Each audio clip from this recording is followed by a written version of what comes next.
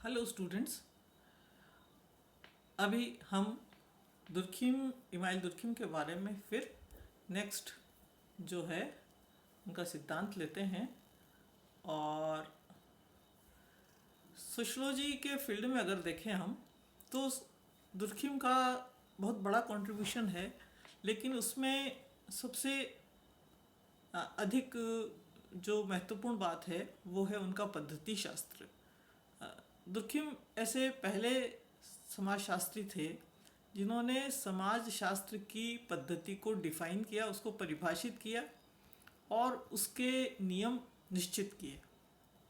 तो प्रश्न ये है कि दुर्खिम के पद्धति शास्त्र की विशेषताएं क्या है और वो किससे प्रभावित थे।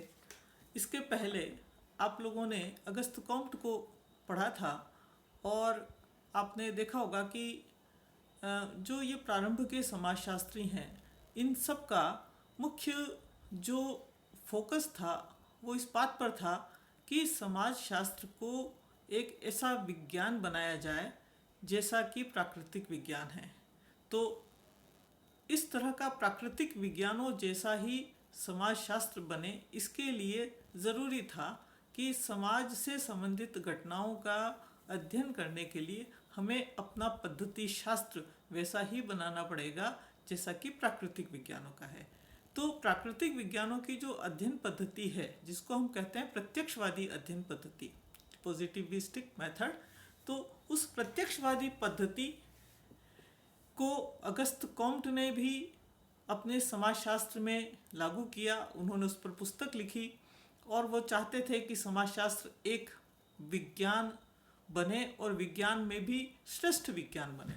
तो ये जो अगस्त कॉम्ट की बात थी इसी को दुर्खिम ने आगे बढ़ाया और उन्होंने भी अगस्त कॉम्ट की तरह समाजशास्त्र को एक ऐसा विज्ञान बनाने के लिए प्रयत्न किए जैसे कि प्राकृतिक विज्ञान थे। तो अब सबसे पहले समाजशास्त्र की स्थापना अगस्त कॉम्ट ने की, उसके बाद नेक्स्ट नंबर दुर्खिम का आया। तो दुर्खिम ने विस्तार से इस बात को एक्सप्लेन किया, इसकी व्याख्या की कि वास्तव में समाजशास्त्र की पद्धति कैसी होगी। तो इसके लिए उन्होंने जो पुस्तक लिखी वो थी रूल्स ऑफ सोशियोलॉजिकल मेथड या समाजशास्त्रीय पद्धति के नियम।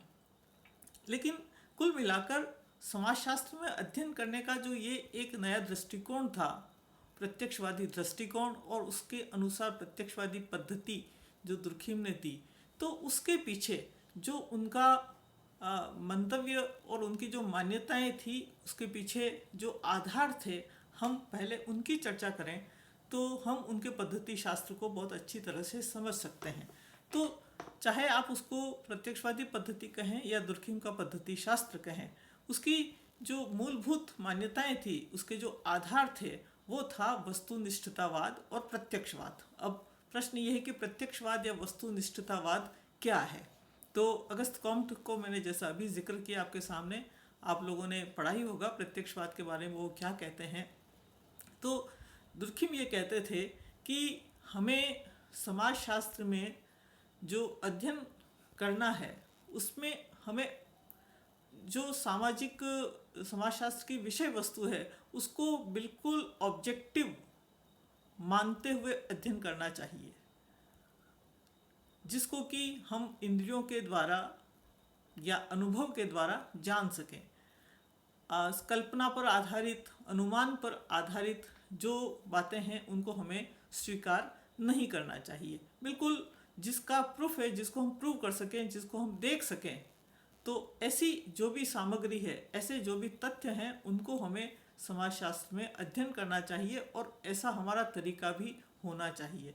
तो प्रत्यक्षवादी जो पद्धति है, जैसा प्राकृतिक विज्ञानों की पद्धति जिसको हम कहते हैं, तो प्राकृतिक विज्ञान क्या करते हैं, उनका अध्ययन करने का तरीका क्या होता है, वो प्रयोग करते हैं, परीक्षण करते हैं, वर्गीकरण करते हैं और एक निश्चित पद्धति को अपना करके और फिर निष्कर्ष निकालते हैं।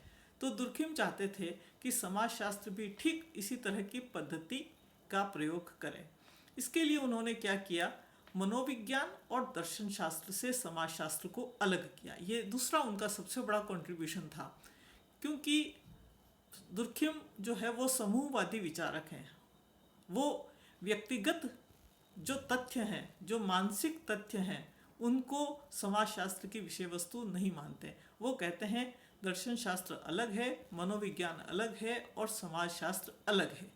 घटना चाहे कोई भी हो, लेकिन हमें उसके सिर्फ सामाजिक पक्ष को ही देखना चाहिए, उसके मानसिक और दार्शनिक पक्ष को नहीं देखना चाहिए। ये हमारी विषय वस्तु में सम्मिलित नहीं है।